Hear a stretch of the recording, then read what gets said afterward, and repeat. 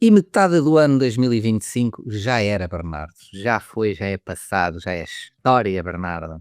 Como é que te sentes? Sentes-te mais velho? Ainda não, mas como faço anos dia 7 de julho, nesse dia vou sentir quase 30 anos. Quase Quase. 30 anos. Eu não vou dizer a minha idade, eu não vou partilhar aqui coisas pessoais e confidenciais que não interessam para nada. Mas olha, eu gostei que disseste que fazia anos, que é para ver se o pessoal te manda uma prenda, não é? É isso, não é, Eu Bernardo? conto com isso. Se bem que a certo ponto na tua vida é curioso, porque tu começas a não receber tantas prendas e começam-te a pedir tu para pagar coisas, que é uma mudança Exato. brutal. Eu não sei muito bem quando é que acontece, mas agora quando eu faço anos já, tens de pagar o copo e tal. Mas eu, da última vez que me lembro, o aniversariante era quem recebia a prenda. Exato, mas é a mudança de paradigma. Quando tu entras na idade adulta, não é? Aquelas cartas que chegam a casa e que tu normalmente dizias: "Mãe, pai, está aqui uma coisa para pagar", não é? Agora já não há mãe e pai, então normalmente é tipo: "Epá, agora sou eu que tenho que pagar". É a mesma coisa com os amigos, é a mesma coisa é com tudo, Bernardo. É assim, bem-vindo à idade adulta, Bernardo. E depois dos 30 ainda é pior, Bernardo. Eu aqui Eu a vou confessar recebendo que tenho tudo no mais de correio 30. digital. Tu recebes cartas no correio tradicional, Gosto sim, contas e etc. claro, que é para matar as árvores todas e mandarem cartas tudo. Sim senhora, eu sou assim. Não, estou a brincar. A tua cara. Tua cara assim, este gajo está maluco. Não, já é, acho eu, praticamente tudo. Não, ainda recebo cartas, o que é espantoso e estranho, mas não é assim tão estranho, e é melhor não ir por aí, porque senão tenho muito a dizer. Mas normalmente o Estado português, aquelas coisas das finanças e não sei o quê, aquilo me parece que tem uma aversão a e-mails, enfim. Mas pronto, é o que é, não é? Temos também uma população muito envelhecida, não é? E Sim, o e-mail não é acessível a toda a gente. não, mas era Nós aquela coisa, falamos imagina, disso. podiam ter, as 2 hipóteses, sabes, tipo, e quem é mais jovem, quem se dá bem com os e-mails, etcétera, não é, escolhia e-mails e tudo o que era oficial. Mas pronto, mas eu percebo também, depois podem haver, o hacking dos e-mails, etcétera, não é assim tão seguro, e a morada é a morada e pronto, e a pessoa Já viste se recebêssemos um e-mail das finanças no correspondência arroba Freire e Marques no cinema? vai dizer: "Paguem o que devem, seus gatunos". Olha, se isso acontecer, Bernardo, és tu que pagas, olha, estou com a voz dos teus amigos. Como também sou eu que recebo primeiro, não é? Exato. És tu que pagas. Olha, mas é verdade, olha, estamos aqui a metade do ano. Olha, por falar em oferecer coisas ao Bernardo, se quiserem, podem oferecer um café. Estão a ver, não custa muito. Pronto, não é uma prenda muito interessante, mas pronto. Para mim é que eu preciso estar acordado durante muito tempo, porque estes filmes não se Exato. veem sozinhos. Tal e qual. Portanto, já sabem, Buy Me a Coffee se quiserem apoiar este podcast, estejam à vontade e nós, obviamente, agradecemos imenso. E o link está na descrição deste episódio.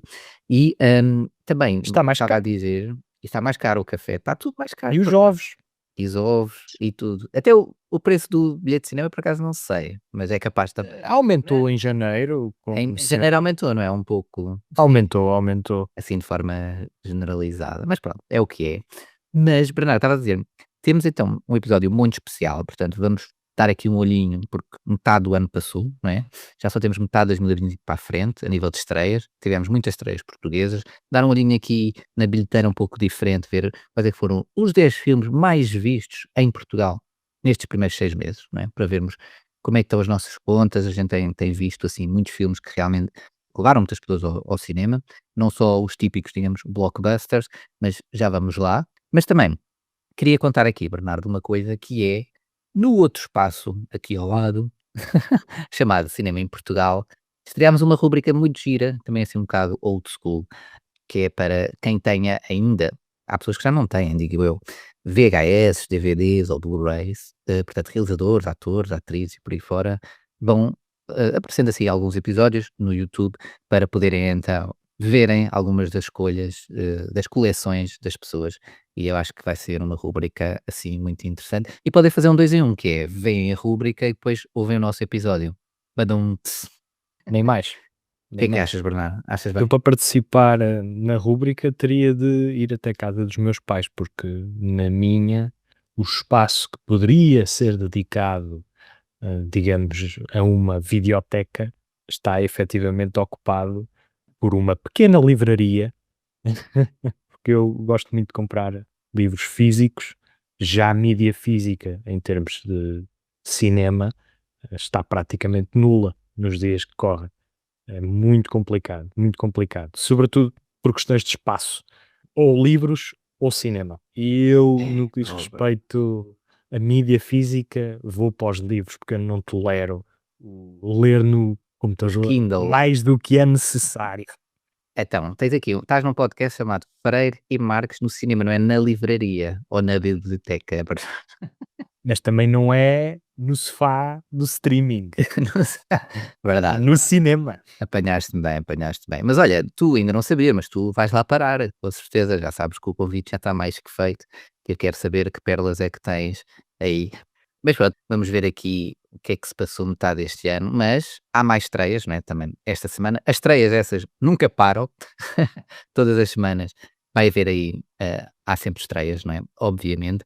Antes de irmos aí, só para falares um pouco também delas e que filmes é que trazes aqui, também vamos ter uma entrevista, já lá vamos. Só aqui um recado aqui do nosso patrocinador.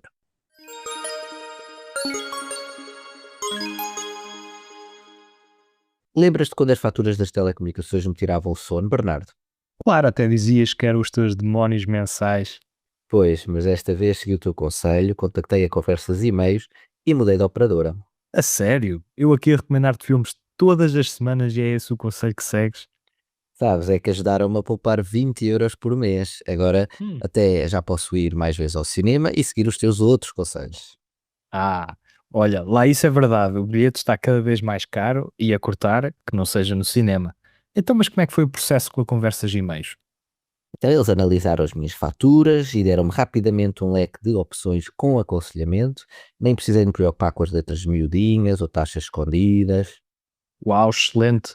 Se também queres pôr fim aos sustos mensais e deixar mais dinheiro de lado para o cinema, envia a tua fatura para o e-mail geral@conversasemails.pt e descobre como poupar de forma simples e segura. Bernardo, agora se não dormir, só mesmo por causa daqueles filmes de terror que tu recomendas. Desta vez vai um clássico moderno, Dark Water, de Hideo Nakata. Terror melancólico e com uma atmosfera arrepiante. Os japoneses são tramados, obrigado. Esta continua a ser uma publicidade verídica, experimenta e deixa os teus sustos para os filmes.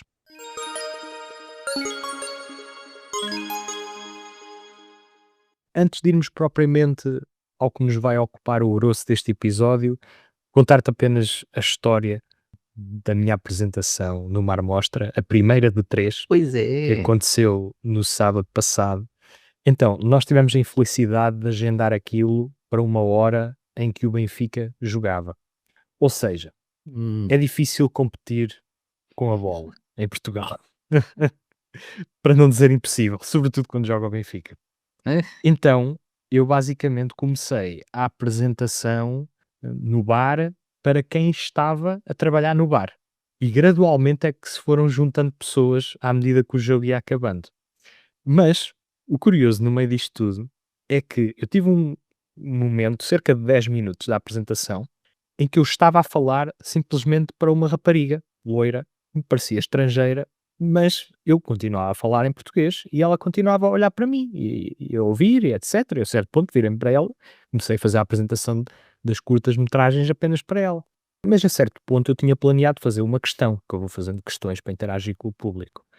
E perguntei-lhe se ela me estava a perceber, e etc. E ela disse que não, mas que gostava muito de me ouvir falar e da língua. E eu fiquei, uau, é a primeira pessoa provavelmente que alguma vez disse que me gostava de ouvir falar. Estou a brincar. e Mas deste-lhe o o link certo é que do podcast, certo? Para ela te não, ouvir.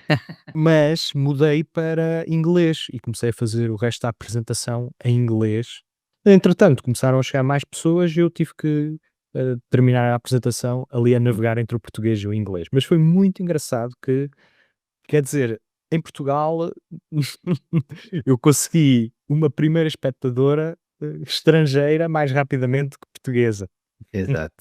É muito curioso, sintomático do interesse que a população dá, ao cinema versus, futebol, ainda que, lá está, seja injusto essa competição, é completamente injusto, e eu Sim. também não condeno. Dizer que essa espectadora holandesa vai estar também no próximo sábado, na apresentação do Mar Mostra. Portanto, dia 5 de julho, vou fazer a segunda apresentação no Yugos, na Praia da Tocha, que é uma tabacaria espaçosa e com bastante carisma. Muito bem. E é engraçado porque pelo menos já conto com uma espectadora. Essa está certa. Nem que tenha que fazer a apresentação toda em inglês. Muito bem, muito bem. E recorda-me só, Bernardo, a Marmostra é de 18 a 20 de julho, não é? Exatamente. Muito bem. A nossa apresentação está marcada, o nosso podcast ao vivo está marcado para dia 19, sábado. Ainda não temos a certeza se se vai concretizar connosco, não é? Estamos Exato. aqui a ajustar os últimos pormenores, Do mas calendário. exatamente, o calendário, mas já à partida será o primeiro episódio ao vivo e vai ser muito entusiasmante. Eu vou fazer outras macacadas pelo meio, alguma moderação de mesas redondas, etc. Eu estou a colaborar assim de maneira mais fina com eles e espero que as pessoas se divirtam muito no festival. É isso, é isso. De certeza que vai ser uma grande seleção e estaremos aqui para ver e depois poder também saber o feedback e depois como é que, como é que correu. E esta semana, Bernardo, o que é que nos traz? O que é que estreia aí nessas salas? Olha, então, os 3 filmes que vou abordar neste episódio são O Melhor Emprego do Mundo, uma comédia francesa, o último filme de Michel Blanc, que nos abandonou o ano passado, Uhum. um grande ator francês, que não é o protagonista, mas tem aqui uma apresentação simbólica. Depois, Contos do Esquecimento, que é um documentário português de Dulce Fernandes, com a qual conversei e poderão ouvir mais daqui a nada. Entretanto, também uma pérola de terror chamada Um Encontro Mortal, porque está a decorrer uma iniciativa dos cinemas Nós, onde vão ser exibidos vários filmes de terror, penso eu que um por dia, na sessão da meia-noite, e portanto Um Encontro Mortal será uma dessas sessões. Não sei se terá depois repetição na semana seguinte ou se isto é um fenómeno único. Agora que o filme estreia em Portugal, estreia. Pronto. Exato. Em inglês chama-se Strange Darling, do G.T. Molnar. Portanto, um slasher. E, para além destes filmes, estreia também o documentário Lucefesse, de Ricardo Leite, com o qual estive também à conversa e já podem ouvir a entrevista ao realizador que foi lançada adjacente ao episódio normal, ao episódio da semana. Portanto, um miminho extra e nem tiveram que esperar por sexta-feira ou por sábado. Já viram os sortudos que vocês são? Exato. É a prenda do Bernardo, é a paga dele que faz anos e tem que dar conteúdo extra aos nossos ouvintes. Muito bem, Bernardo, muito bem, gostei da tua prenda. Conversa Hum, interessante. boa, boa, quero muito ouvir e com a Dulce também, e portanto é bom ver que o cinema português lá está, nunca para e nós, olha, espero que sirva também sirvamos de ferramenta, digamos assim, pelo menos para ajudar, por pouco que seja, a divulgar e a promover o cinema português, que há muita coisa, também há coisa má, obviamente, mas há muita coisa boa e que eu tenho a certeza que se mais pessoas vissem, iam começar, se calhar, a mudar as suas rotinas cinematográficas. Mas pronto, isso já dava pano para manga, não é? Portanto, Bernardo, se calhar, hoje sou eu que mando, Bernardo, se calhar vamos começar por o melhor emprego do mundo, Bernardo, que é este podcast comigo, não é? Quando gravas comigo, sentes que estás a ter o melhor emprego do mundo ou não, Bernardo? É assim, tenho que ser sincero. Sim, sim. Isto é uma É das sim. coisas que mais me gozo dá a fazer. E ter-te como parceiro de podcast tem sido bastante porreiro. Portanto, André, fica aqui a minha prenda para ti Oh, de aniversário. É este elogio e espero que continues a aturar-me pelo resto do podcast fora. claro que sim, claro que sim. E lá está, o melhor emprego do mundo, já sabem, portanto, é este podcast, porque é o melhor podcast do mundo, não é, Bernardo? É assim, Consta que sim. sem meias palavras, não é? Pelo menos a Península Ibérica. Exato. E portanto, com certeza que vai ser o teu filme da semana, obviamente, não é? Ou não. Porquê? Estou a brincar. Exato. Badum-ts. Foi bom ou mau, Bernardo? Diz logo, direto. Assim. Um, dois ou três? Ah, Três ou três? Não, um ou dois. bem. Ah, esse suspiro. Esse suspiro foi muito denunciador. Não, vamos lá ver. Então, O Melhor Emprego do Mundo é realizado por Philippe Mechelin, é a comédia francesa obrigatória do verão, que chega finalmente a Portugal, depois de algum amargo de boca que o golpe de sorte no mês passado nos deu. Uhum. Mantemos aqui o registro do humor popular e com alguns estereótipos à mistura, mas enquanto o golpe de sorte oferecia algum humor físico e um vislumbre de crítica social ligada, por exemplo, aos povos isolados e à solidão, o melhor emprego do mundo tem mesmo muito pouco a oferecer. Comecemos pelo início. Ian Tatin, que é interpretado por Hakim Gemili, é um francês cosmopolita que está cansado dos trabalhos temporários e mal pagos, sonha em viajar pelo mundo sem grandes preocupações, até que lhe dizem que devia de candidatar-se a um emprego conceituado, o guia do mochileiro, que é um guia de viagens onde as pessoas vão ver as recomendações gastronómicas e turísticas dos locais. Então, o editor-chefe, o Karol Kowalski, interpretado pelo Christian Clavier, que é o nosso Asterix, que aqui se assemelha um bocadinho mais ao Obelix, porque está bastante mais gordo, acaba por conceder um período experimental ao Tatan, em Marrakech, Marrocos. Porque o Tatan diz que já lá tinha ido e conhece a cidade com uma palma da sua mão, então é-lhe lançado este desafio e ele, coitado, aceita.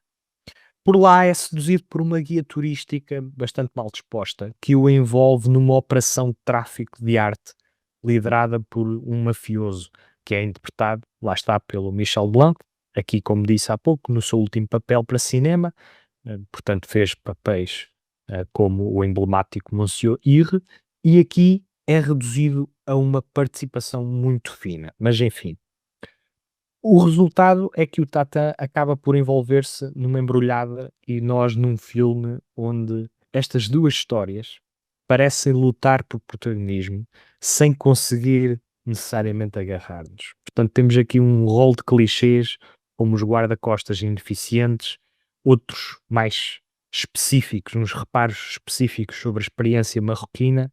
No entanto, pior do que os clichês é a incapacidade do filme criar um sentido de local. E aqui vemos o contraste com, por exemplo, o Golpe de Sorte, que tem algumas imagens bastante pitorescas da ilha onde está a ser rodado o filme e consegue ser algo imersivo, consegue ter algum carisma e isso torna-se cativante. Aqui vamos de França até Marrocos e a transição não tem significado ou qualquer deslumbre. Então todo o filme é meramente funcional. Impinge que uma série de piadas sem grande fórmula e é tudo demasiado solto e destruturado. Portanto, não há aqui grande atenção à construção das personagens, por exemplo, que nas comédias faz toda a diferença mesmo que estejamos a lidar com estereótipos. Agora, apesar do previsível tom ligeiro, o melhor emprego do mundo podia ter qualquer coisa a dizer sobre, por exemplo, uma economia em que a figura do influencer digital está a substituir as figuras de profissionais como o jornalista ou mesmo o crítico. Uhum. Estas profissões têm códigos que não se resumem aos euros, não é? Sim. Mas é um filme que não está sequer interessado em entreter esta ideia. Há uma outra que o filme molda em tom de piada e que até resulta nas primeiras vezes em que executa, onde vemos o patrão a viajar pelo mundo, o nosso Karol Kowalski, e a divertir-se, enquanto pressiona constantemente o Tata a trabalhar. E portanto há aqui um comentário implícito. No entanto, ao filme falta-lhe charme, falta-lhe especificidade, falta-lhe personalidade e, sobretudo, uma maneira específica de trabalhar as piadas que de facto resultassem em risos, porque mais do que comentário social, aquilo que se quer de uma comédia é despertar o riso e Uhum. despertar a gargalhada, despertar a boa disposição. E este filme simplesmente consegue entorpecer-nos e fazer-nos com que nos desliguemos da ação, quanto mais estas histórias lutam por se distinguir no grande ecrã. Deixa muito a desejar, deixa muito a desejar. É, eu percebo. E sabes que é engraçado que tu, por exemplo, falaste no e lá está, isto é a comédia francesa do verão, há sempre uma ou 2, não é? E nós tivemos também e vai haver até uma segunda, não é? Comédia de verão também à portuguesa. Neste caso tivemos uma que Ah, tu sim. achaste bastante diferente, foi o Hotel Amor.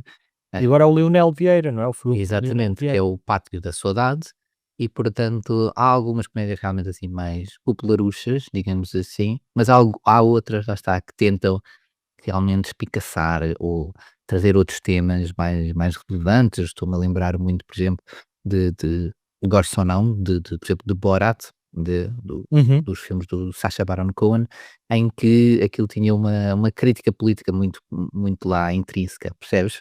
Ou seja, não era só Uhum. piada por piada, pronto. Mas tem Ah, também um sentido aguçado do ridículo. exato, E portanto acaba tal e por qual. ser um humor que tu gostes ou não, está trabalhado e pensado Era de isso que eu uma ia para dizer, maneira que tem personalidade. E tal e quando o qual. humor é genérico, que é um bocadinho o que acontece neste filme, portanto estamos em Marrakech com um Exato. estrangeiro, vamos fazer piadas estereotipadas com as pessoas de Marrocos. Portanto, não vai muito além disto e depois interseta o género da espionagem com alguns lives de cinema de ação da maneira mais corriqueira possível e quer Pois, muito clichê, não é? muito Muito básico, fácil, não é? muito básico, muito É. genérico e isso desmotiva qualquer um. Muito bem, muito bem. Está então a análise, O Melhor Emprego do Mundo, que não será certamente o melhor filme do mundo, mas também, se calhar, não é o pior filme do mundo. Bem, isso já dá base para uma discussão.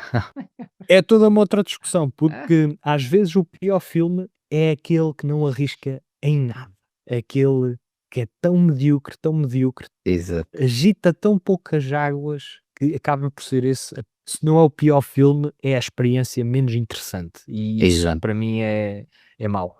Digamos o que dissermos sobre o Megalópolis, eu penso que é um péssimo filme, mas arrisca.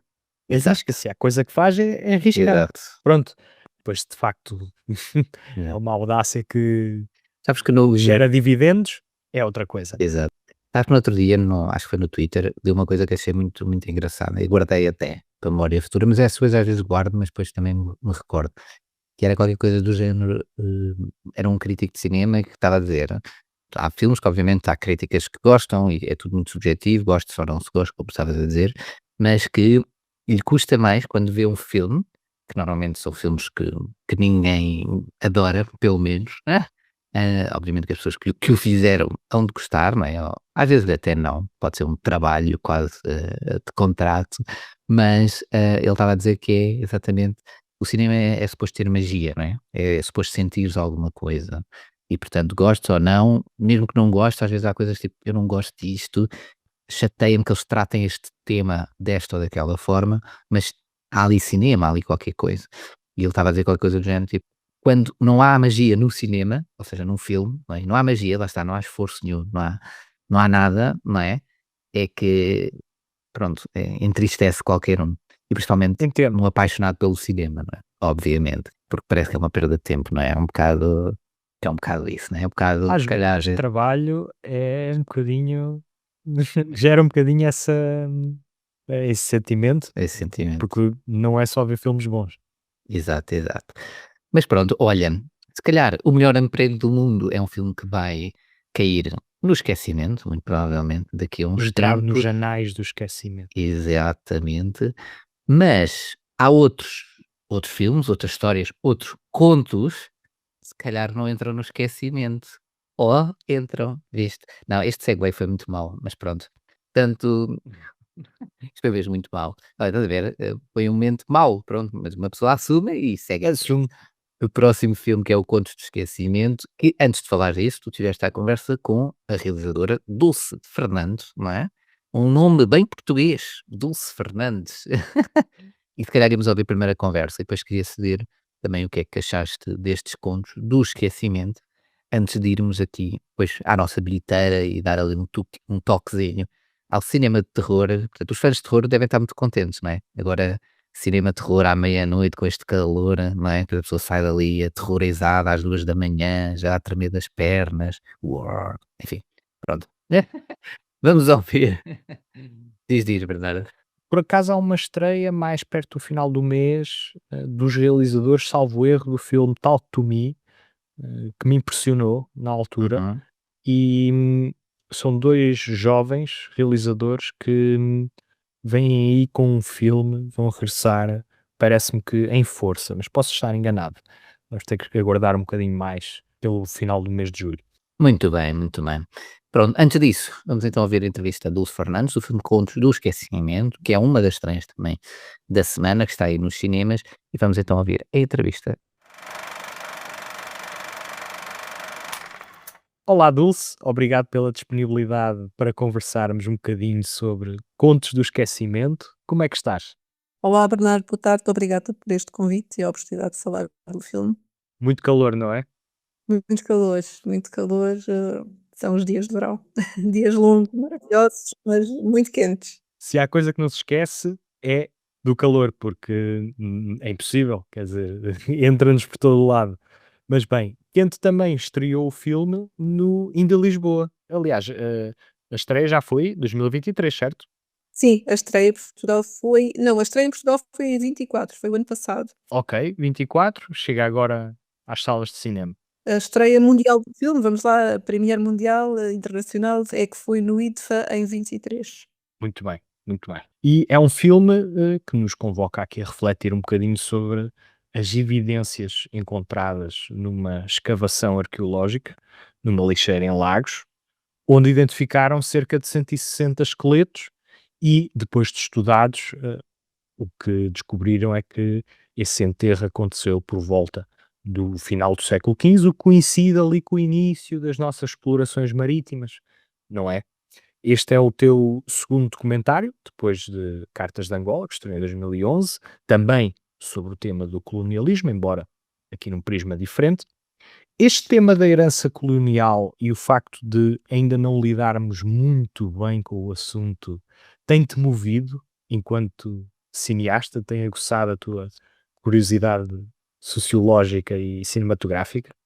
Sim, este filme, Contos do Esquecimento, parte precisamente dessa inquietação de perceber que enquanto coletivo, enquanto, país, temos ainda muita dificuldade em lidar com o nosso passado e, sobretudo, com aquilo que ele ainda reverbera no presente.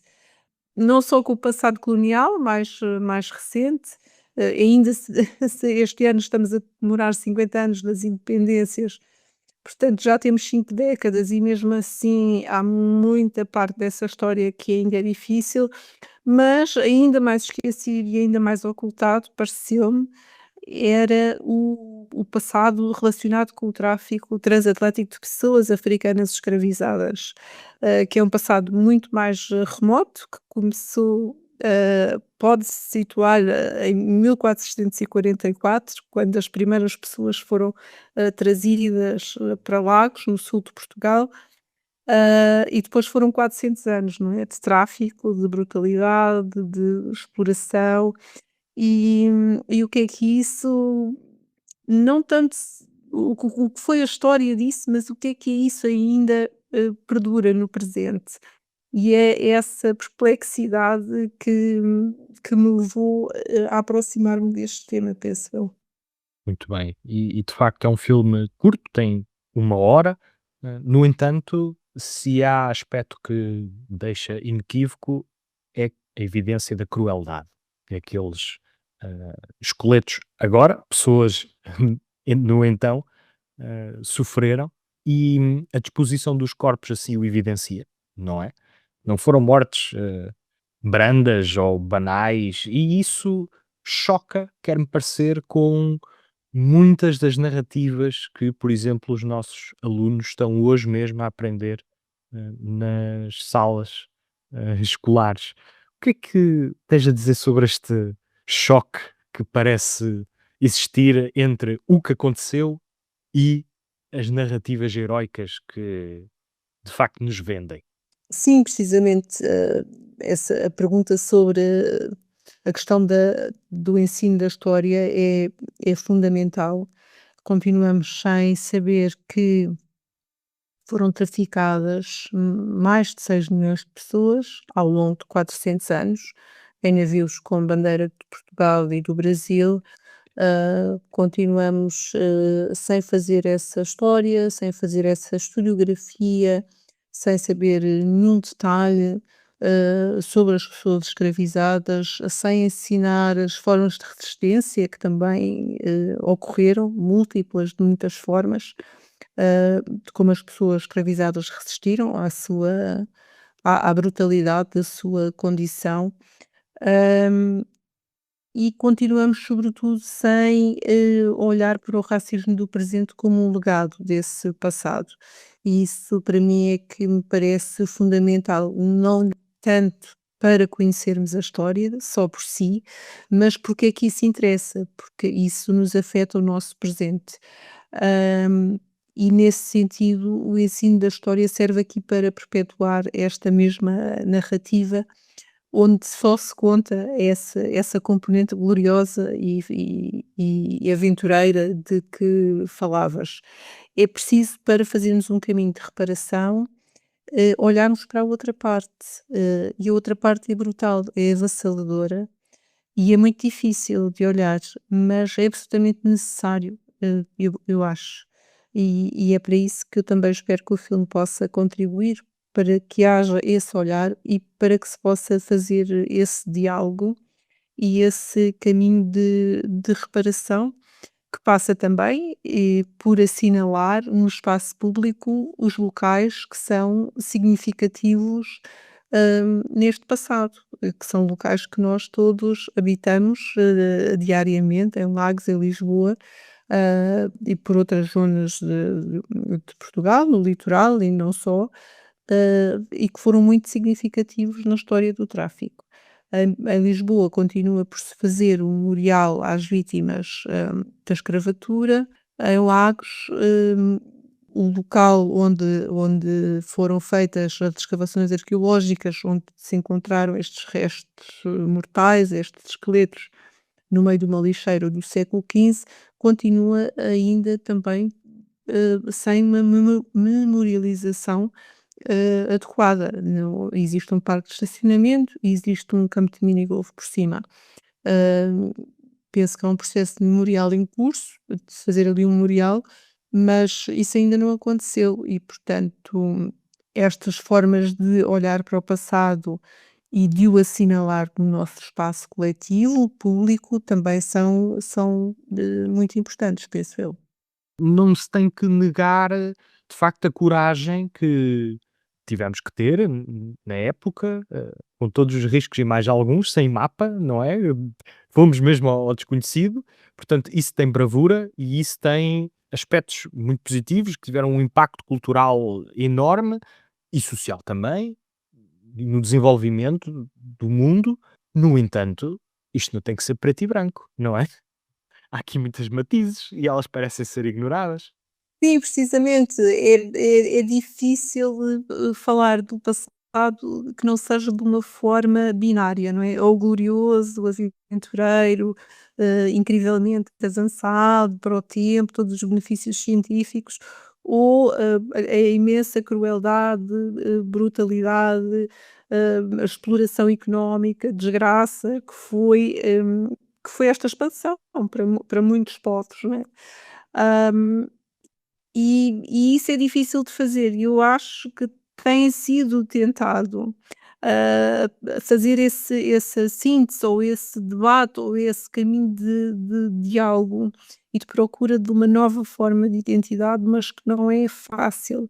E eu queria aqui fazer uma referência ao discurso da escritora e conselheira de Estado Lídia Jorge no passado dia 10 de junho, precisamente em Lagos, que falou especificamente dos achados, de Lagos, dos achados dos restos humanos nesta lixeira do século XV. Hum, e eu acho que essa pode ser uma via, não é, a via de que falou a Lívia Jorge, se pensarmos no nosso passado como uma herança de todas estes diferentes lados, do explorador e do explorado. hum, eu acho é que, e aqui queria fazer o meu ponto de posicionamento perante esta possível nova narrativa, que não podemos é com isso depois ignorar, as diferentes posições que o tráfico estabeleceu na hierarquia racial, que perduram até hoje, não é? Há uma hierarquia racial, há uma supremacia branca e as pessoas, de acordo com o seu fenótipo ou daquilo que lhes é atribuído como fenótipo socialmente construído, é-lhes atribuído uma posição de poder. E essa posição é diferente para todos nós, não é? Essa posição não é a mesma. Podemos todos ter a mesma herança, ou heranças semelhantes, misturadas, miscigenadas, mas depois o lugar que ocupamos no presente é diferente. Essa diferença tem que ser reconhecida também para fazer este caminho de reparação, penso eu. Sem dúvida. E ao longo do filme vais mostrando apontamentos de vários séculos, não é? Portanto, tem imagens mais ou menos estáticas que depois nos apresentam no canto inferior esquerdo alguns depoimentos, algumas notas proferidas por jornaleiros, proferidas por a realeza, que comenta sobre a condição da pessoa negra, enquanto colonizado, enquanto escravo e enquanto ser inferior. O facto de mostrares depoimentos de várias décadas constitui aqui algum comentário da persistência destas ideias? Foi importante mostrar esta dilatação desta mensagem ao longo do tempo para te sentirmos um bocadinho esse peso, sermos esmagados um bocadinho por algo que também está associado à estética do filme, mas já lá vamos. Esse peso era algo que perspectivavas que o espectador sentisse. Sim, eu queria que este filme fosse sobretudo um filme sobre o presente, não um filme sobre o passado. E por isso é que os elementos de arquivo são usados de forma muito pontual. Porque o que vemos são imagens do nosso presente, que nos são familiares, que são ruas, que são barcos, que são hum, cenas do nosso cotidiano atual. E, e havia aqui a intenção também de apresentar estas ideias como as suas continuidades históricas, não é? Como é que aquele passado, que se vai desenrolando no filme daquela maneira, nos é ainda nos trespassa, não é? Nos habita nos nossos corpos, nos nossos espaços, nas ruas por onde andamos, nos locais onde circulamos atualmente. Portanto, tinha muito a ver com essa ideia de estabelecer esta linha de continuidade, não é? Através do tempo, hum, porque não é um trabalho de historiografia, não é um trabalho cinematográfico, portanto a ideia não era muito fazer, a cronologia das ideias racistas ou uma historiografia do colonialismo e da sua evolução. Era mais através destes apontamentos que são cronologicamente apresentados, a ver aqui esta ideia de continuidade histórica. Uhum, que de facto é patente e agora sim, no plano estético, é verdade que o filme demora-se nas suas paisagens e assume uma estética que me pareceu algo industrial, pesada, vagarosa. Não vejo grande necessidade em embelezar seja o que for. É um pouco esse desconforto que também queres provocar no espectador? A linguagem visual do filme foi, sendo desenvolvida também muito em conjunto com o diretor de fotografia, o Paulo Menezes.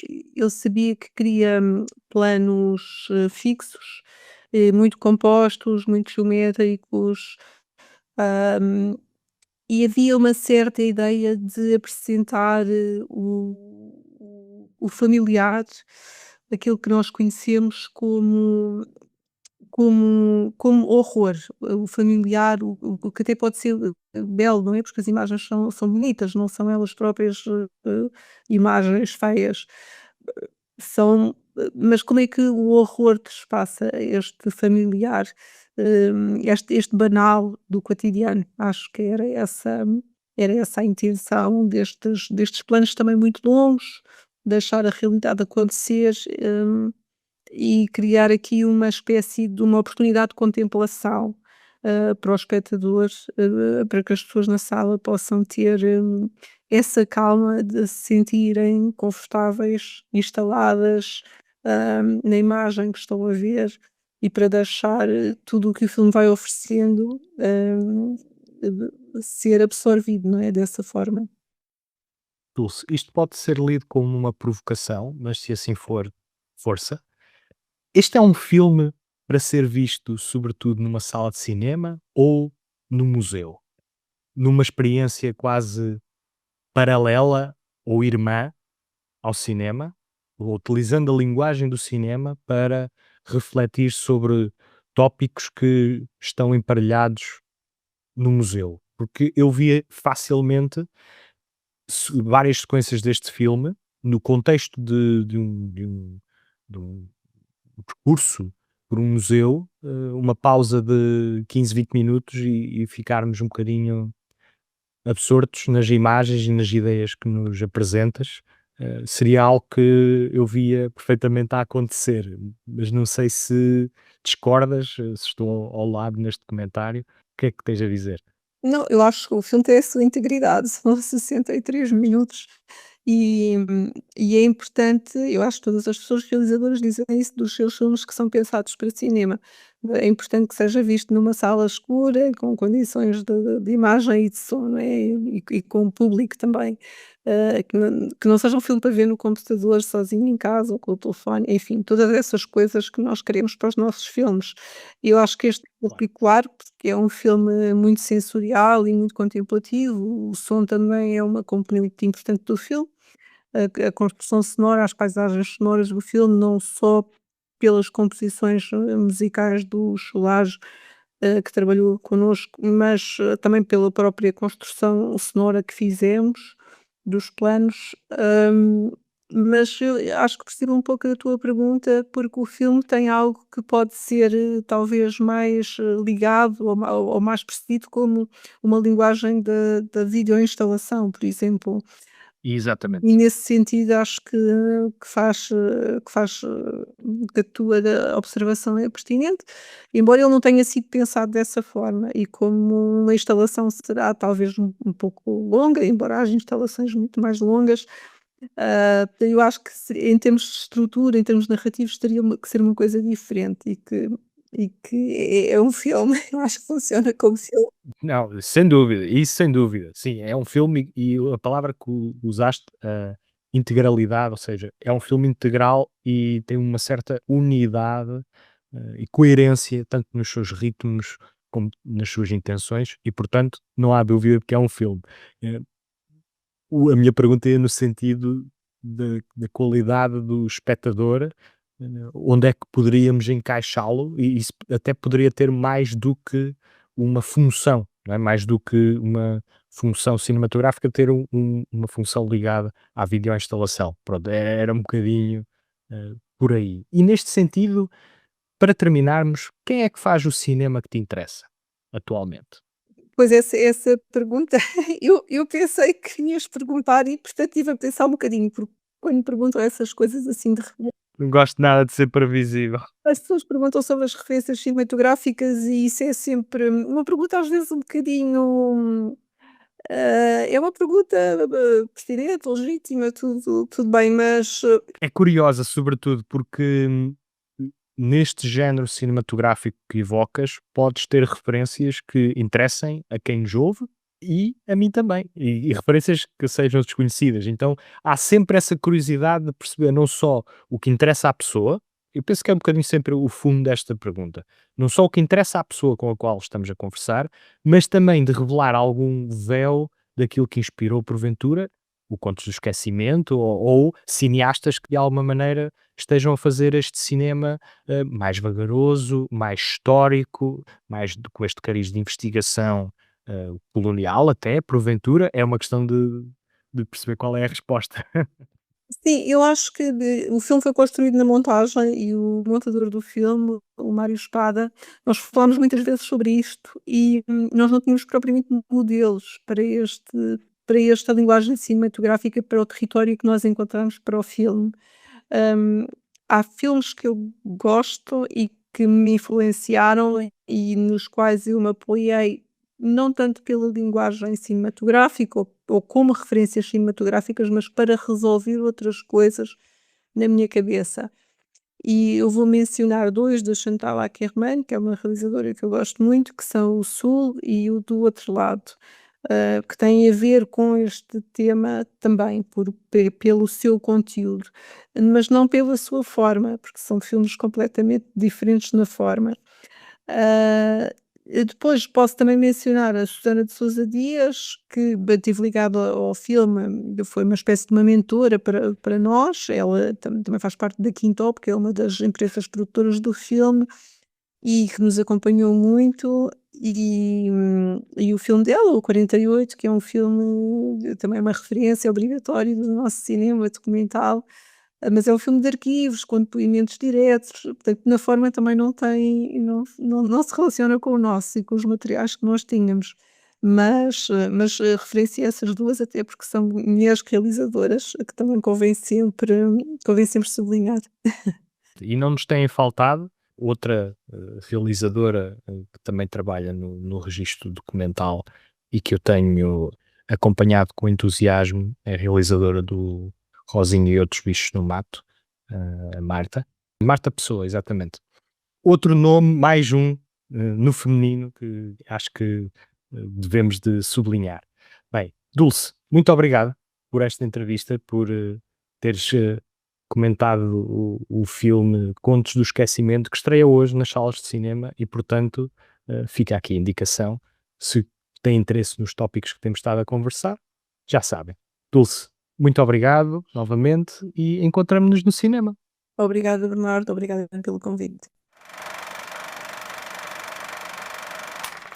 E eu já sou fã da Dulce Fernandes, tenho que admitir, pelo simples facto dela dizer: "Pronto, já estava à espera desta pergunta, tinha que me preparar, porque esta pergunta eu já sabia que ia aí". Foi muito engraçado, porque acho que foi, pá, salvo erro, a primeira entrevista contigo aqui, e mesmo quando eu também já fiz algumas, eu penso não estar enganado, de alguém que disse: "Eu sabia que isso vinha aí, por isso já me Sim, preparei de antemão". foi a Género, primeira. foste apanhado, muito bem, portanto, só por isso, sim senhor, ela se calhar já ouviu o nosso podcast, não é? Portanto, ela assim, Não é que eu tenha é? um método padrão de fazer as Pois não, é entrevistas. verdade. No entanto, esta é uma daquelas perguntas que, como a resposta varia muito de caso a caso, Sim, faz pode sentido. ser sempre interessante de fazer. Não, isso É é, aquelas de algibeira que, sendo um documentário com estas características, a resposta é sempre curiosa. Não tem que ser necessariamente uma evocação, não é, direta, como aliás é o caso. Os filmes que exato. depois a realizadora cita, Chantal Akerman, Uhum. etc., não se coadunam com o registro do Contos do Esquecimento. No entanto, ok, há a questão do ritmo que encontramos no Jean Uhum. Millman, etc., mas não foi esse o caso. Agora, é sempre uma resposta curiosa de ouvir. É, Eu é. tenho sempre esse interesse. Sim, é verdade. E é giro ver, lá está, como estavas a dizer muito bem, que há às vezes influências e coisas que não são assim tão óbvias, sabes? E que inspiram os realizadores, não quer dizer que a história, o filme que eles estão agora a filmar, seja diretamente afetado ou influenciado por isso. Mas depois também há outras escolhas mais diretas, mais óbvias, obviamente. Claro, no limite é os remakes ou as adaptações, não é? Mas, por exemplo, quando tu vês o, sei lá, um Kill Bill do Tarantino, não é? Tu percebes logo onde é que estão as referências, quase, não é? Mesmo sem perguntar, depois quando ele responde, é óbvio, não é? É quase Mas que isso é é tão porque óbvio, ele sabes? também faz um É um cinema estilo. pastiche. Exatamente, Ou seja, quem é minimamente letrado cinematograficamente sabe de onde ele vem e também sabe ir buscar as referências, porque ele também é muito transparente nessa matéria. é Enquanto que há isso. outros realizadores que são um bocadinho mais opacos e que é curioso puxar um bocadinho por eles e perceber onde é que estão essas inspirações. Verdade, verdade.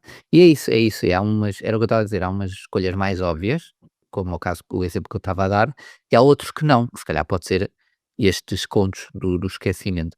Mas indo aqui mais diretamente ao filme, que tal foi estes contos do esquecimento, que é muito, como a Dulce Fernandes estava a dizer, muito contemplativo e uma obra de arte, digamos assim, não é para estar num museu, mas para sim estar numa sala de cinema, com início, meio e fim, digamos assim, no escuro da sala de cinema, como a Dulce referiu. Como é que foi a tua experiência com os contos do esquecimento?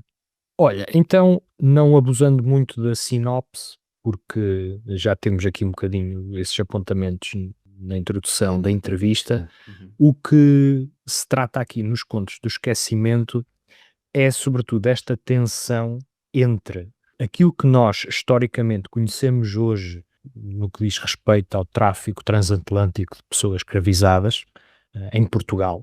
Portanto, o papel que Portugal teve nesse processo histórico dos descobrimentos eh, e a importância que atribuímos ao tema nos dias que correm, com uma certa dissonância, como a Dulce disse bem, um certo conflito psicológico, quase como uma negação, no meu entender, no sentido em que estamos um bocadinho a tentar moldar as narrativas.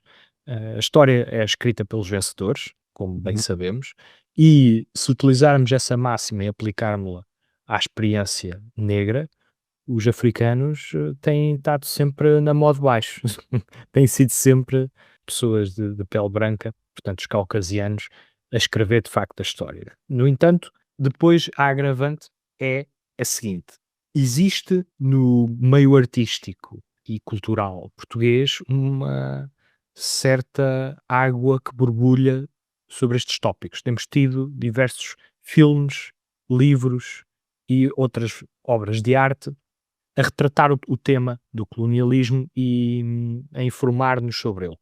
No entanto, depois os livros de história não refletem essa mesma realidade, vendem Uhum. outra narrativa. E então a Dulce, com base nesta tensão, que é emblemática nos contos de esquecimento, porque foram descobertos então esqueletos de pessoas num aterro em Sines, que se concluiu que pertenciam a pessoas que tinham sido escravizadas no século XV, e a maneira como os corpos estavam colocados, ou melhor, a maneira como os ossos estavam dispostos, pressupunha que tinham sido brutalizados, corpos que estavam a proteger-se a eles próprios, portanto, sinalizam a tortura que efetivamente teve lugar e que nós simplesmente referenciamos numa placa, portanto, há este contraste depois. Fazemos a referência com uma placa em Sines a dizer que de facto aqui houve esse tráfico, houve lugar a esse Exato. tráfico transatlântico que era um porto de saída de escravos e um promotor do colonialismo. Então, o que acontece é que o filme, como se demora nas paisagens como o próprio porto, o próprio aterro, com planos fixos ou com movimentos muito cirúrgicos, dá-nos tempo e espaço para refletirmos sobre o tópico, e uma das maneiras que a realizadora encontra para discutir é enumerando informações históricas que tinham sido divulgadas ao longo dos séculos sobre a condição da pessoa negra. Outra é efetivamente confrontar-nos com os esqueletos e com, ou pelo menos com o nome das pulseiras. Algumas pulseiras nem nome tinham, portanto, desses esqueletos. E então esse efeito de dissonância entre a brutalidade dos acontecimentos e a nossa insistência em desviar-nos desse discurso e de queremos ter essa conversa séria, fazermos aqui alguma justiça histórica, trabalharmos em prol dessa reparação. O Contos do Esquecimento dá-nos a oportunidade de refletirmos sobre estes tópicos. No entanto, como é um filme que, no meu entender, é pouquíssimo sensorial, é um filme vagaroso a ponto de nos provocar também uma certa desconexão emocional com aquilo que estamos a ver, o efeito é bastante inerte e pouco produtivo para a discussão que realmente se deve ter. Hum. Portanto, o filme é uniforme na medida em que tem uma unidade, são 60 minutos em que efetivamente a linguagem do cinema está a ser aplicada de maneira consistente, mas é uma consistência que depois leva-nos a desligar-nos um pouco da obra como um todo, e então ficamos por esta discussão rasa entre aquilo que vemos e aquilo que podíamos ver ou que estamos a querer omitir, Hum. e esta tensão binária acaba por não conseguir ser muito bem explorada, ou pelo menos configurada de maneira a despertar uma discussão que penso que vai ter repercussão e que não é um filme que Sim, efetivamente nos dá muita vontade de discutir, então levanta temas muito pertinentes, tem um timing muito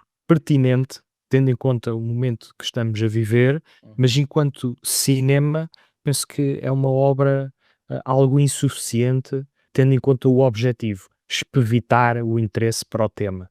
Penso que exato. acaba por fazê-lo de uma maneira muito ténue e superficial, sem de facto conseguir com a sua dialética agitar as águas, digamos assim. Muito bem, portanto, falha aí nesse departamento, digamos assim. Mas é pena, lá está, porque realmente é um tema bastante interessante e que merece destaque, merece discussão, merece que seja falado.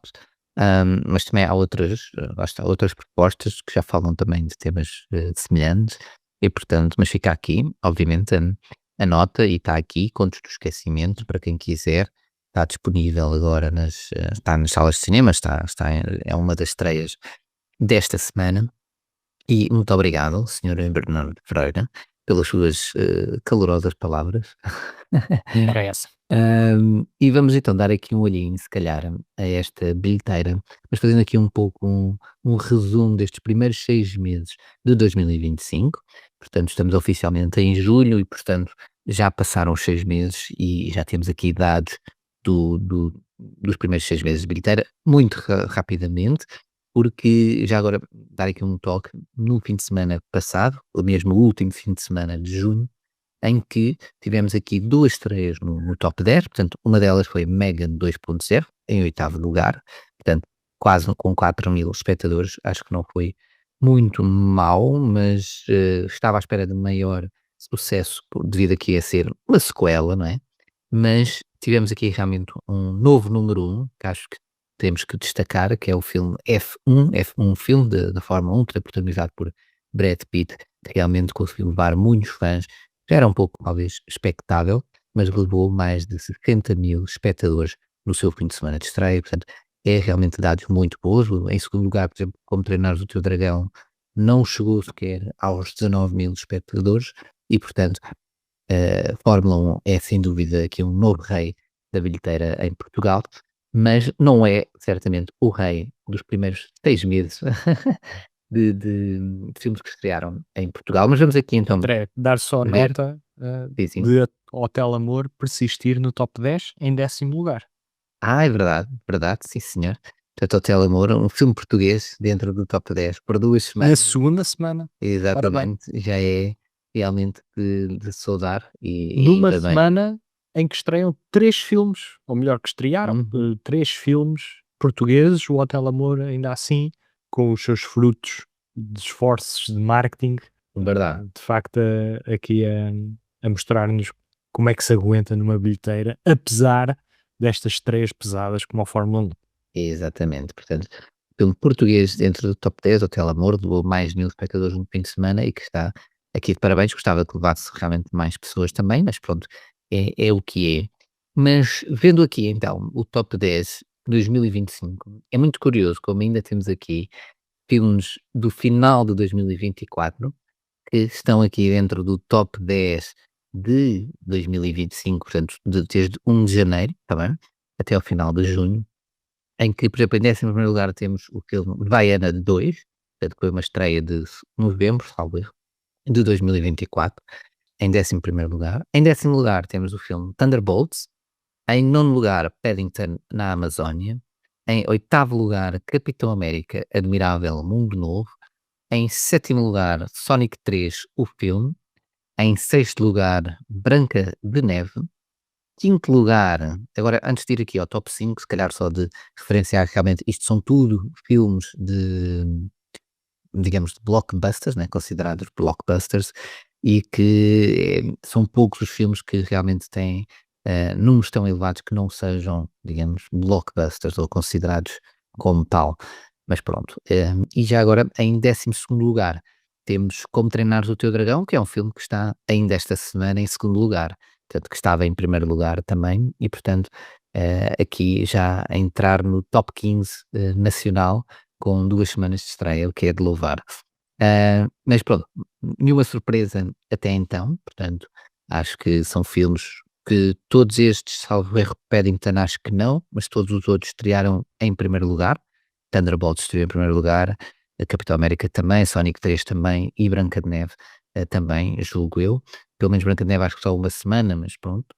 E indo aqui para o top 5, temos então aqui algumas curiosidades. Portanto, em quinto lugar, Missão Impossível, o ajuste de contas final. Portanto, também um filme recente, agora deste ano, e que está ainda também no top 10, salvo erro, e que, portanto, já é o quinto filme mais visto este ano em Portugal. Em quarto lugar, aqui uma surpresa, diria eu, Mufasa, o Rei Leão, portanto é um filme que estreou em dezembro, portanto ainda é uma estreia de 2024, mas mesmo assim é o quarto filme mais visto em Portugal em 2025, até agora. E indo aqui para o top 3, temos em terceiro lugar o filme que a gente falou tanto, né, que teve semanas e semanas dentro do top 3, já nem me lembro quantas, mas muitas. Ainda Estou Aqui, do Walter Salles, aqui em terceiro lugar. Portanto, e com um grande salto, atenção, Mufasa, em quarto lugar, teve uma receita bruta de cerca de 1.800.000 euros, um pouco igual a Missão Impossível, depois Branca de Neve 1.200.000, por aí fora, mas damos um salto para 2.400.000 euros arredondado de Ainda Estou Aqui. Portanto, Ainda Estou Aqui, efetivamente foi um grande, grande sucesso e ainda bem. E depois temos 2 filmes que, como temos vindo também a ver nestas análises da bilheteira, que realmente foram sucessos estrondosos e tiveram múltiplas semanas em número 1, semanas seguidas. Portanto, um filme Minecraft em segundo lugar, com 3.100.000 euros arredondados em receita bruta acumulada. E em primeiro lugar, Lilo e Stitch, Bernardo.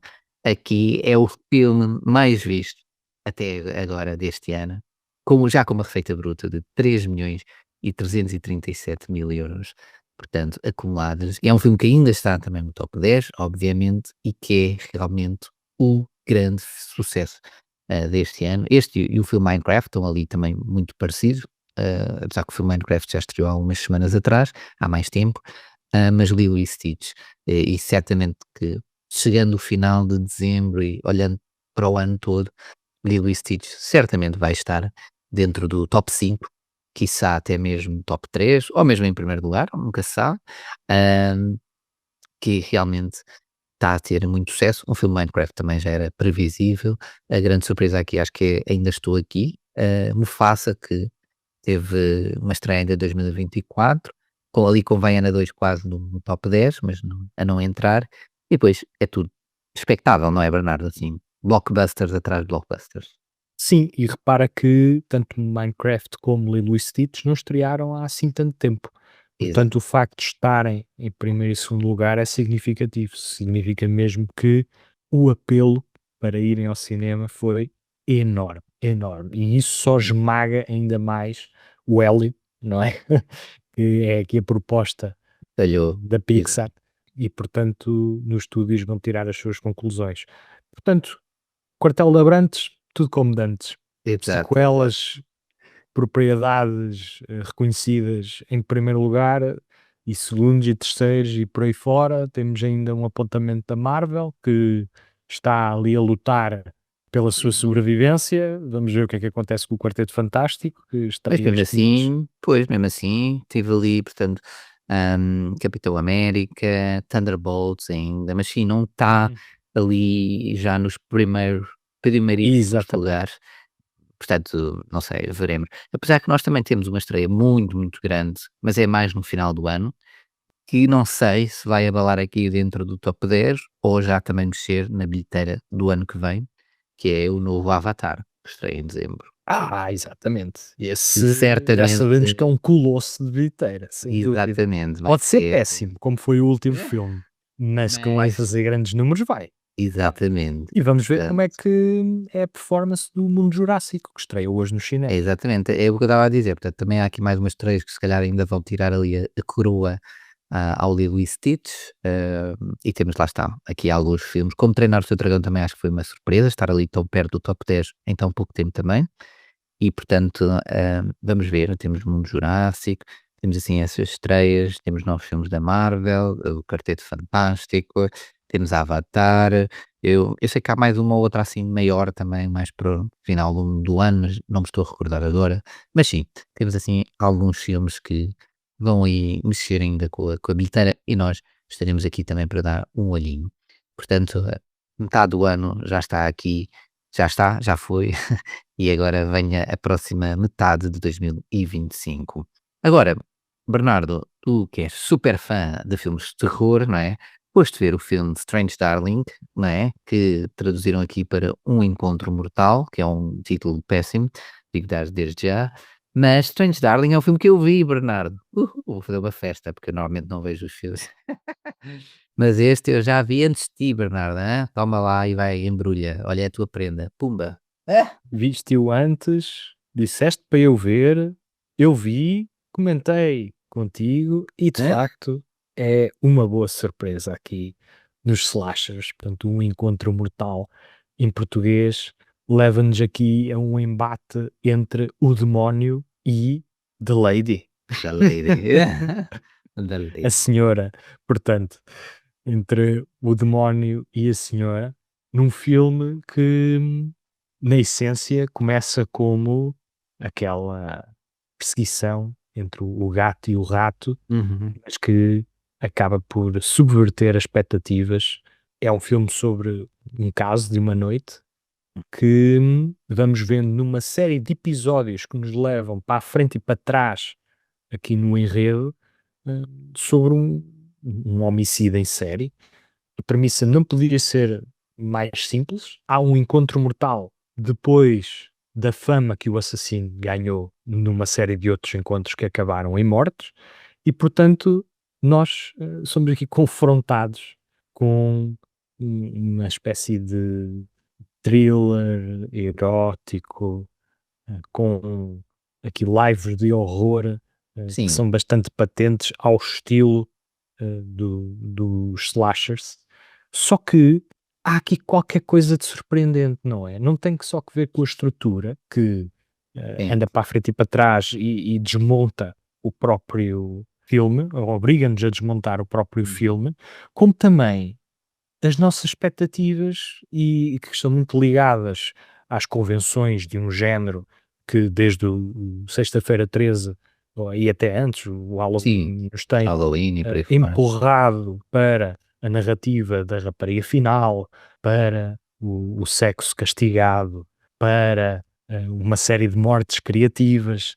E aqui o que acontece, e não será revelado, podem ficar descansados, Né?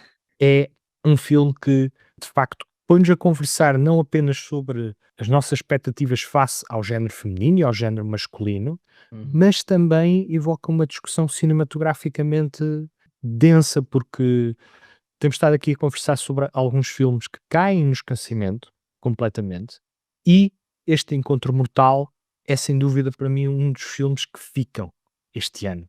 Pode não Hum. ser dos melhores do ano, mas é sem dúvida um daqueles filmes que deixa marca, e deixa uma marca pela sua originalidade, pela maneira como nos confronta uma série de clichês, pela forma como nos apresenta uma história de amor tóxica, de uma maneira sangrenta, Hum. mas com astúcia e a revelar a informação que precisa de revelar de uma maneira muito cirúrgica. E portanto, há aqui algum excesso de coreografia, sim, em alguns movimentos que são promovidos para parecerem mesmo cool, mas tirando esses apontamentos que, lá está, são aqui passageiros e que até compõem um certo clima do género que está a ser trabalhado, é interessante porque é assustador, tem grandes interpretações, quer dizer, Ah, há aqui, sobretudo, por parte da Willa Fitzgerald, que representa aqui a Nossa Senhora, provavelmente é a interpretação onde nasce uma estrela, ou pelo menos é esta a interpretação que a vai, espero eu, levar à ribalta, porque é muito crua, dedicada, compenetrada, leva-nos a crer na personagem, mesmo depois de estereotipada. Porque Exato. quando acontece uma série de reviravoltas da narrativa, passamos a olhar para ela não como uma personagem tipo, mas como uma rapariga, como uma pessoa de carne e osso. E o mesmo acontece com o rapaz. Portanto, para quem gosta de um bom filme de terror e está à procura de uma certa frescura num género que está batido, esbatido e ainda não está enterrado, Ex lá está, os realizadores continuam a encontrar formas de reinventar um subgénero que não, aparentemente não tem muito que se lhe diga no sentido da inovação. No entanto, filmes como, por exemplo, A Violent Nature, que tivemos o ano passado, como Um Encontro Mortal, continuam a ser aquelas pérolas que valem a pena ver num mar de um marasmo que continua a incomodar. Sim, outros fazem com que jubilemos num certo nostalgismo. exato. No entanto, são estes os filmes que continuam a empurrar o subgénero para a frente, fazer-nos sentir propostas de cinema vibrante e que, portanto, A Strange Darling é, sem dúvida, um romance negro que vale a pena ver. Sem dúvida, eu vi este filme, lá está, e foi olha, já não escrevi uma crítica há muito tempo no Cinema em Portugal, depois escrevi sobre este filme, porque este filme marcou-me também, eu gostei muito, lá está. Há bocado estávamos a falar até de filmes que desafiam, sabes, que arriscam. E este filme arrisca, sem dúvida, narrativamente, na estrutura, arrisca e acho que arrisca bem e é uma aposta ganha. Lá está, dá uma frescura, é um ar, uma lufada de ar fresco num género que já está saturado, obviamente, e consegue criar o que eu gostei mais, eu dei 5 estrelas a este filme, para além, como também disseste muito bem, as interpretações são incríveis, principalmente, obviamente, dos 2 protagonistas. Também a banda sonora é uma coisa que me tocou imenso, adoro aquela banda sonora. Também a técnica do filme, o formato em que ele está filmado, tudo aquilo é muito está muito bem feito, com muitos poucos recursos, ou não é assim um filme, não é, blockbuster, digamos assim, mas está tudo muito feito com rigor e com dedicação, e isso nota-se, isso transparece para o espectador, mas senti efetivamente que já uma coisa que já não sentia há muito tempo, que era o facto de ser enganado e ser bem enganado, sabes? De estar envolvido na história, pensar uma coisa porque seria o óbvio, e depois aquilo dá ali uma reviravolta, também não vou dizer, né, obviamente, e senti-me enganado e senti-me estupidamente enganado, que é: "André, tu és mesmo estúpido, porque tu foste nesta conversa", e eles depois disseram: "Não, não, não é por aí, é por aqui". E eu: "Ah, bacanas, conseguiram enganar-me". E eu pensava que já era um as, que já não era ter enganado. Ainda sou enganado, Bernardo, estás a ver? Ainda há magia no cinema. É isso que nós procuramos. É É isso que nós verdade, é verdade. procuramos, é essa magia, essa surpresa. Olha que falavas no início do episódio. E portanto, Um Encontro Mortal é o meu filme da semana. Muito bem, olha, belíssima escolha. Sim, senhor Bernardo. Estamos em sintonia. Hã? É a minha prenda para ti. Também seria a minha escolha da semana. Tem a ver os outros, eu assim, não interessa. Não, mas este merece. Acho que é um grande, grande filme mesmo. E eu não sou, olha, tão aficionado ao género como tu, Bernardo, por exemplo, mas consigo reconhecer um bom filme quando ele existe. E este acho que é mesmo um bom filme, independentemente de ser especificamente deste género, que o é. Tem muita, muita coisa, eu acho que a redescobrir. Eu acho que vendo este filme daqui a 10 anos, ainda vai mudar alguma coisa. Portanto, é daqueles filmes que pode ficar e que pode ser até um filme de culto no futuro. Portanto, vejam o filme, vão ao cinema, mandem cafés ao Bernardo, deem-lhe os parabéns e é tudo. Gostaste deste wrap-up? Keep it simple. Nós estaremos cá para a semana, já sabem, vejam também a entrevista que vem então em acompanhamento com este episódio, que este é o episódio da semana, está bem? Puderem, já sabem, 18 a 20 de julho ir ao Mar Mostra Força, se quiserem apoiar este podcast também, vejam aqui na descrição deste episódio, ou também contactar-nos ou enviarem mensagens se virem algum destes filmes ou outros, digam-nos coisas, boa praia, bom cinema e boa semana. Adeus, até para a semana. Até para a semana, pessoal.